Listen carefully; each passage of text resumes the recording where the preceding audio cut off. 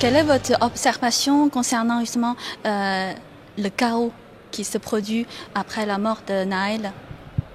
Alors il y a deux éléments dans votre question qui est fondamental pour nous Français, mais peut-être au-delà de la France pour comprendre ce qui se passe. D'abord, il y a dans notre pays une jeunesse qui n'a pas été prise en charge comme il aurait fallu par l'éducation nationale, laïque et républicaine. Parce que tous les jeunes qui cassent aujourd'hui, ils sont passés par l'école publique. Et qu'est-ce qu'ils cassent? Ils cassent bien sûr les banques, les McDonald's, mais ils cassent aussi la mairie. Ils cassent la mairie dans laquelle on met le tampon sur leur passeport s'ils veulent retourner en Algérie, en Tunisie ou au Maroc. Ils cassent la mairie dans laquelle il y a les services sociaux qui peuvent peut-être aider leurs parents ou qui peuvent peut-être les aider eux à avoir une aide financière ou matérielle ou aider les parents de leurs amis. Ça, c'est le premier problème que nous avons. C'est l'échec de notre éducation nationale qui, maintenant, ne peut plus cacher derrière les bancs de l'école puisqu'on voit dans la rue cette jeunesse écervelée. Ça, c'est cette jeunesse sans culture, sans intelligence, sans critique. C'est uniquement la revanche. Mais la revanche de quoi? Pendant combien de temps? Est-ce que construire le monde, c'est pas mieux que d'être dans la revanche?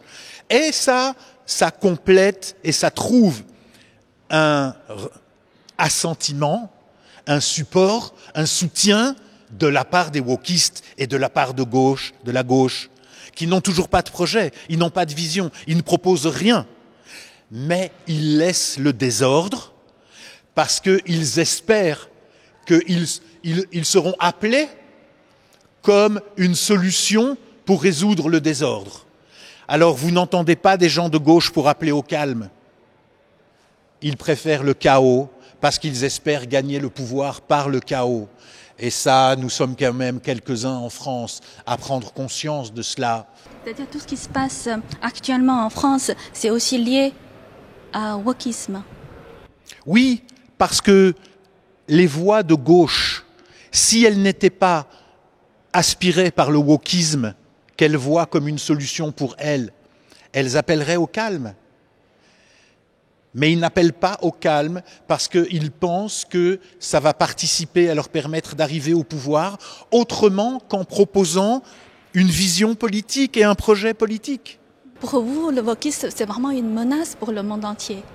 Le wokisme est une menace pour le monde entier et pour tous les hommes qui ont une histoire, une culture et une religion. Parce que pour moi, un des synonymes de wokisme, c'est négationnisme. Regardez ce que font les wokistes dans les différents pays dans lesquels ils sont. Ils commencent par essayer d'effacer l'histoire nationale. Alors quand on coupe un homme, un citoyen, qui est arrivé dans une terre d'accueil et qu'on essaye de le couper de ses racines, alors on oublie, on veut faire disparaître de lui son tréfonds, sa culture originelle. Et c'est pour ça que je dis que c'est du négationnisme. Et puis sinon, on va exploiter les tendances, on va essayer de distinguer les gens les uns des autres, c'est-à-dire on va racialiser les rapports entre les hommes. Or, le combat de nos pères, c'est-à-dire de nos parents, des hommes politiques qui nous ont précédés dans la majorité des pays qui ne sont pas des dictatures, ça a été de faire en sorte que nous puissions tous être ensemble, quelle que soit notre origine sociale, mais aussi ethnique, et que un noir puisse parler avec un blanc et qu'il n'y ait plus de mauvaises relations entre les deux. Ça a été ça, et pour toutes, bien sûr, toutes les religions et tous les hommes et toutes les femmes et toutes les races. Et aujourd'hui, le wokisme essaye de racialiser, c'est-à-dire ils veulent nous faire oublier tout ce que nous ont apporté nos pères, nos philosophes dans le passé récent, après les graves guerres, les graves conflits que nous avons pu connaître sur les différents continents. Nous sommes en train de panser nos plaies, nous sommes en train de nous soigner pour apprendre à vivre ensemble. Et voilà qu'arrive une certaine gauche qui veut au contraire séparer les gens, peut-être de façon pire que ce qui était avant. Alors oui, je pousse un cri d'alarme. Et selon vous, est-ce qu'on peut résumer le wokisme comme ça? C'est anti la tradition, anti la religion et aussi anti la culture. Absolument, parce que le wokisme, en fait, sert une idéologie de gauche qui n'a plus de vision, qui n'a plus de projet pour les populations, mais qui veut quand même être au pouvoir. Or, pour être au pouvoir, il faut être élu. Et pour être élu, il faut des électeurs. Donc, on va faire en sorte de chapelliser, c'est-à-dire d'isoler les gens groupe par groupe, et je vais vous faire croire que je vais bien m'occuper de vous, pour que vous votiez pour moi. Et je vais aller voir ensuite les autres, je vais dire pareil. Mais d'abord, je vous sépare. Et ensuite, je vais préparer aussi les enfants. Je vais leur mettre dans la tête des idées qui ne sont pas en rapport avec l'histoire, qui ne sont pas en rapport avec la culture, qui sont en rapport avec le sexe, avec leur origine, avec la possibilité de changer de sexe. Mais on n'apprend pas ça à un enfant. On apprend à un enfant à communiquer avec ses camarades et ne pas les regarder en fonction de leur couleur ou en fonction de leur sexe et pas en train de se demander « alors moi aujourd'hui je suis un garçon mais demain je voudrais être une femme ». Non, le wokisme c'est contre le pragmatisme. Et nous appelons à appeler un chat un chat. On doit être capable de dire ce que l'on voit, même si nous ne sommes pas contents de ce que nous voyons, peut-être pour le critiquer, mais aussi peut-être pour l'arranger. Or, le wokisme, c'est pas du tout ça son objectif. C'est la destruction de l'homme, c'est la destruction de son libre arbitre, c'est la destruction de sa libre pensée, et c'est la destruction de sa capacité d'analyse qui pourrait l'amener à vouloir changer les choses ou faire évoluer les choses. Le but du wokisme, pour faire très très court, c'est de vous vider la tête pour vous la remplir avec de la racialisation, de la revanche et autre chose, et que vous ne soyez plus capable d'avoir un jugement politique digne de ce nom. Donc une fois que les wokistes vous ont utilisé, vous avez voté pour eux parce que vous croyez que vous êtes défendu par eux, mais une fois qu'ils sont au pouvoir, ils n'ont besoin de vous que pour la prochaine élection. Mais comme ils se seront arrangés par le truchement de l'éducation nationale, ou de certains, de grands nombres de professeurs, de vous vider l'esprit pour le remplir par autre chose, vous n'aurez plus de capacité de jugement et de raisonnement pour construire un discours politique argumenté pour aller contre le pouvoir en place que vous ne voulez plus. Est-ce que c'est possible de donner juste 3 exemples concrets, c'est-à-dire le wokisme s'est bien installé en France? Oui, ça existe bien. Le wokisme est installé en France. D'abord, on n'a jamais discuté autant de race que depuis qu'on a le wokisme. Autre exemple, à l'éducation nationale, à l'école, on n'a jamais parlé de transgenre, de sexe, de LGBT dans les écoles depuis qu'on a le wokisme. Et dernier exemple, puisque vous m'en avez demandé 3, je prendrai un exemple historique si vous voulez bien. Ce sont les wokistes qui vont déboulonner les statues.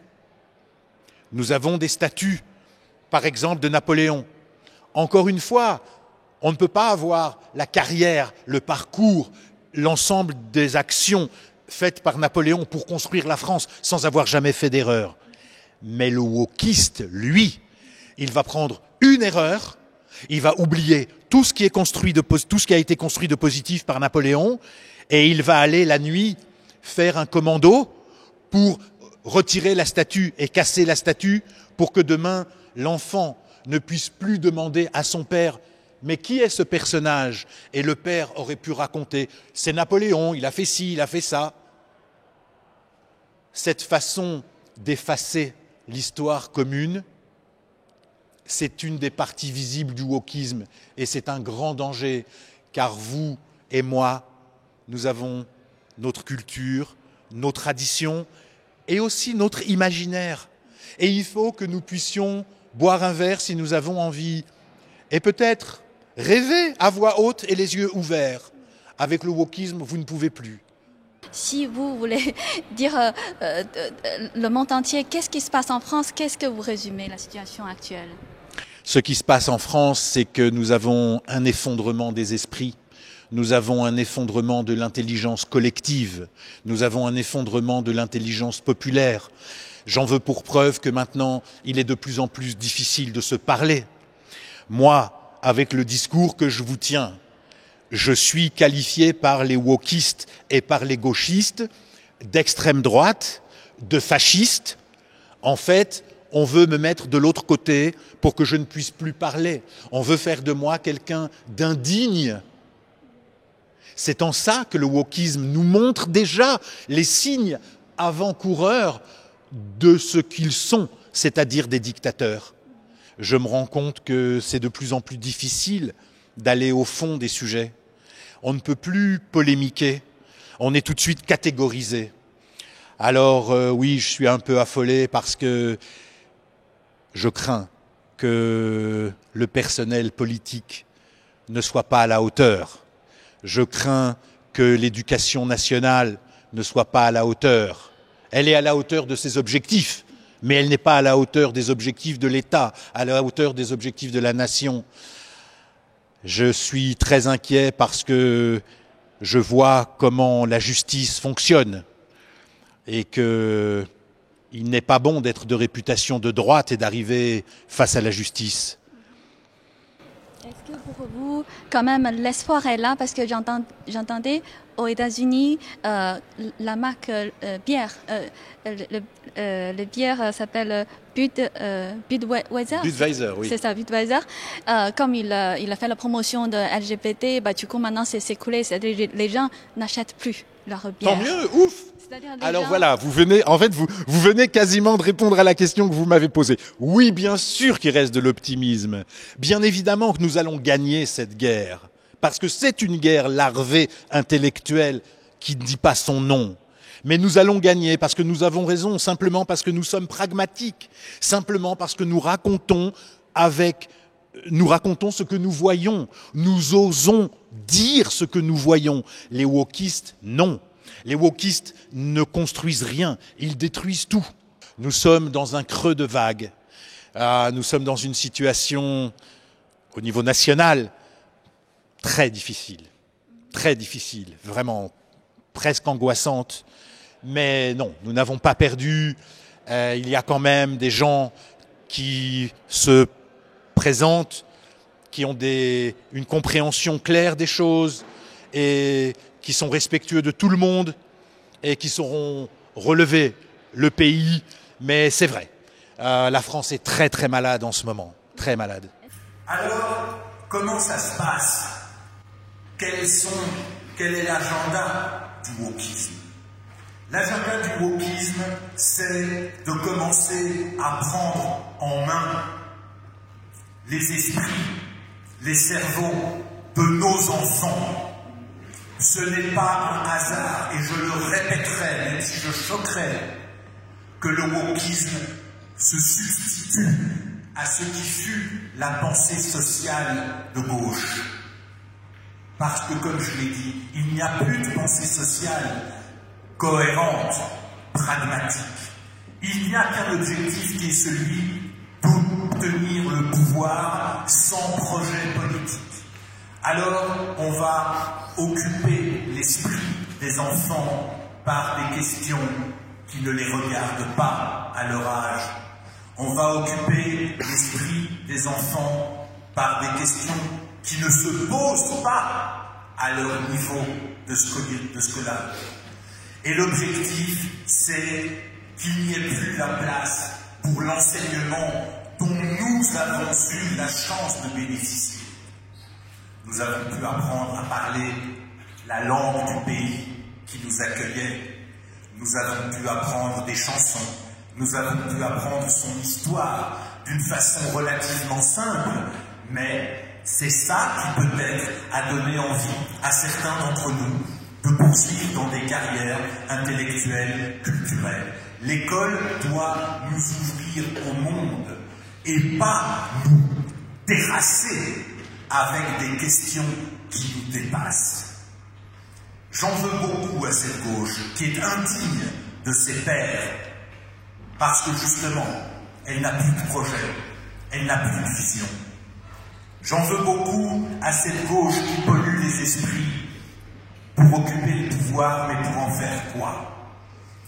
Après avoir occupé les esprits des enfants, après avoir intoxiqué les esprits des enfants, eh bien cette gauche, on en retrouve des acteurs dans les médias. Et c'est comme ça que vous avez probablement remarqué que la moindre citation, la moindre contestation d'un fait avéré, mais qui émane d'un wokiste, est repris par une grande majorité de médias. Pas uniquement les journaux, pas uniquement les radios, pas uniquement les télévisions, par quasiment l'ensemble des médias. Et un des problèmes auxquels nous commençons à être confrontés, c'est justement que notre voix, celle du pragmatisme, de l'histoire, de l'humain, n'est plus entendue. On entend de moins en moins la vérité pragmatique des faits qui se sont déroulés. Nous n'avons maintenant quasiment plus de journalistes. Nous avons des militants d'une cause qui nous donnent le reflet de ce qui s'est passé uniquement par le prisme de leur idéologie. Nous sommes en train, nous qui ne sommes plus des enfants, qui sommes des gens raisonnables, qui sommes engagés dans la vie professionnelle, qui sommes capables de jugement, nous sommes en train d'être vidés de nos flux d'informations, de culture, qui nous racontait et qui devrait encore nous raconter le monde pragmatique dans lequel nous sommes. Avec, comme je l'ai évoqué tout à l'heure, bien sûr des problèmes. Quelle vie, quel humain, quel homme, quelle femme, quel pays, quelle nation, quelle entreprise, quel système ne rencontre jamais de problème. Certains parmi nous pratiquent un sport, de temps en temps, on est moins bon, on a un problème, on a une crampe. Il est normal d'avoir des problèmes. Notre intelligence collective, issue de notre civilisation judéo-chrétienne, c'est de savoir analyser le problème, c'est de savoir poser les éléments afin d'en trouver les meilleures solutions. Aujourd'hui, le wokisme ne nous propose pas de solution. Il veut nous imposer un système de pensée unique. Il veut nous catégoriser en deux. Les bons, les wokistes, ceux qui auront la tête truffée de choses qui ne sont pas vraies, ou qui n'aideront pas à résoudre les problèmes réels. Et puis les autres, qui sont, vous l'avez remarqué, entendus dans nos pays respectifs, dès que vous n'êtes pas d'accord avec les wokistes, vous êtes d'abord d'extrême droite, ensuite vous êtes un dictateur potentiel, vous êtes un empêcheur de tourner en rond. Mais de qui se moque-t-on? Et de quoi? Qu'est-ce qu'on nous propose, si ce n'est maintenant de nous expliquer que le blanc est noir, le noir est blanc, la vérité est fausse, et ce qui était mensonge devient vérité? C'est ça qu'on est en train de nous proposer.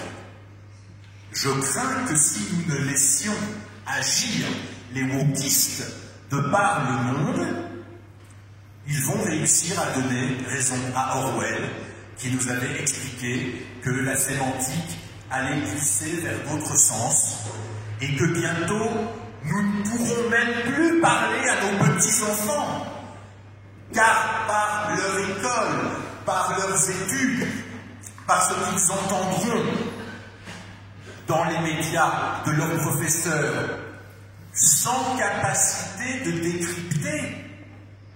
Nous avons eu la chance d'avoir des parents qui nous ont permis d'apprendre, de comprendre ce que nous entendions, ce que nous vivions.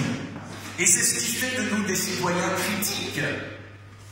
Eh bien, le wokisme a pour objectif de saper cet esprit critique, de façon à ce que les cerveaux à venir, qui sont déjà de moins en moins remplis, regardez tristement ce qui nous arrive à nous en France en ce moment, qui sont ces gens qui, dans une banlieue défavorisée, étant défavorisés eux-mêmes, s'en prennent aux écoles, aux mairies qui abritent les services sociaux? Ces gens n'ont déjà plus de réflexion. Mais ce n'est peut-être pas de la faute des wokistes. Les wokistes n'ont rien fait pour les aider. Quand je dis les wokistes, je pense toujours à la gauche, parce que ces gens-là, que moi j'appelle racailles, ils sortent quand même de l'école nationale. Et dans mon école nationale, dans ma France chérie, même si ma France chérie a enfanté de Vichy que je n'oublie pas, je sais que l'école publique et laïque et républicaine ne devrait pas vider les esprits des jeunes à ce point. Ce que je vous dis, c'est que je suis déjà en train de pousser un cri d'alarme pour vous dire que le wokisme n'est pas encore intégralement installé, que nous avons déjà une bêtise profonde qui occupe de plus en plus d'espace dans nos pays respectifs, que ce soit les États-Unis, que ce soit l'Angleterre, que ce soit la France, et hélas peut-être demain, que ce soit aussi dans d'autres pays qui subissent d'autres affres tels que la dictature. Alors, le wokisme va réussir à détruire ce que nos pères ont construit de génération en génération. Et c'est pour cela que je voudrais remercier Randy, au-delà de la commémoration de cet événement historique, d'avoir accepté d'initier ce cycle de réflexion sur le wokisme. Parce qu'au-delà de la réflexion, nous devons savoir que nous aurons un combat politique, intellectuel, moral, pratique et certainement physique à mener sur le terrain. Car les wokistes veulent le pouvoir. Et ce que nous voyons du wokisme aujourd'hui n'est que l'aboutissement de nombreuses années de travail souterrain. Croyez-vous que tout ce qui touche au racialisme, à l'éducation, au traitement des données dans les médias, soit le fruit d'un claquement de doigts d'une seconde à l'autre? Bien sûr que non. Nous subissons aujourd'hui, nous commençons à subir aujourd'hui ce qui se construit en réalité depuis plusieurs années. Mais nous étions accaparés par notre vie citoyenne, par maintenir les démocraties dans lesquelles nous vivons, par maintenir aussi nos activités familiales, professionnelles. Alors, nous étions des citoyens du monde libre, heureux, confortablement installés. Et nous nous sommes offerts le luxe de ne pas comprendre tout de suite ce qui se construit depuis une bonne dizaine d'années déjà. Je vais faire un petit focus, si vous permettez, sur ce qui s'est passé en France et à partir de quel moment j'ai considéré que le wokisme devenait un acteur indispensable à la gauche. En 1981, le premier président socialiste est élu, il s'appelle François Mitterrand. Je ne vais pas revenir sur son parcours politique qui commence à l'extrême droite et contre la France. Mais il arrive président, élu par des gens de bonne volonté, et entre autres par un monde ouvrier qui avait peut-être certainement besoin d'une représentation toute légitime que je ne saurais critiquer. Mais en 1983, le pragmatisme rattrape la gauche. Il y a toujours un problème entre la gauche et le pragmatisme, de toute façon. Un peu comme il peut y avoir un problème entre la poésie et un esprit cartésien. Ça ne peut pas fonctionner ensemble. Alors la gauche est rattrapée par des réalités économiques qui vont avoir un impact sur le social en 1983. Il faut dévaluer. Alors quand on dévalue, globalement on a un pouvoir d'achat qui se réduit. Et les ouvriers n'aiment pas ça. Et ils ont raison. À côté de ça, il y a un autre phénomène qui commence à partir de 1981, et je voudrais insister auprès de vous pour bien vous faire comprendre et vous dire les yeux dans les yeux que je ne suis pas quelqu'un de raciste, mais une immigration incontrôlée visant à faire venir dans votre pays plus de gens que de raisons, et qui aurait une culture qui ne serait pas la vôtre, ça ne peut pas fonctionner longtemps. Un homme politique de gauche s'en est très rapidement rendu compte. Il s'appelait Georges Marchais. Il a dit qu'il était contre l'immigration massive parce qu'elle allait porter préjudice aux ouvriers français. Mais il a été immédiatement poussé vers la porte et on n'a plus entendu parler de lui. Si vous avez une maison, vous allez très vite comprendre ma métaphore, et que vous êtes généreux par votre culture, par votre religion, simplement par qui vous êtes, vous allez accueillir une personne, 2 personnes, 3 personnes. Et puis un jour, ces 3 personnes vont venir vous voir en même temps pour vous demander d'en accueillir 2 autres. Vous allez peut-être faire un effort supplémentaire, mais vous commencez à ne plus être chez vous. Et puis un beau jour, ces 5 ou 6 personnes en font venir d'autres, et puis les enfants sont pas très propres, ils commencent à salir votre tapis. Ils commencent à ne plus respecter votre silence, votre matériel, vos bibelots, vos tableaux. Eh bien, vous ne serez plus d'accord pour accueillir ces gens. Vous ne serez plus d'accord pour les garder chez vous. Eh bien, c'est ce qui se passe dans certains de nos pays. Nous avons été accueillants plus que de raison. Nous, en France, vous n'avez même pas besoin d'avoir cotisé pour pouvoir envoyer vos enfants à l'école gratuitement, être soignés gratuitement, pouvoir vous déplacer gratuitement, même si vous n'avez jamais payé 1 euro d'impôt. Est-ce que ça existe ailleurs dans le monde, ça? Et pourquoi est-ce que je vous dis ça? C'est parce que nous sommes pragmatiques et que nous voyons le résultat.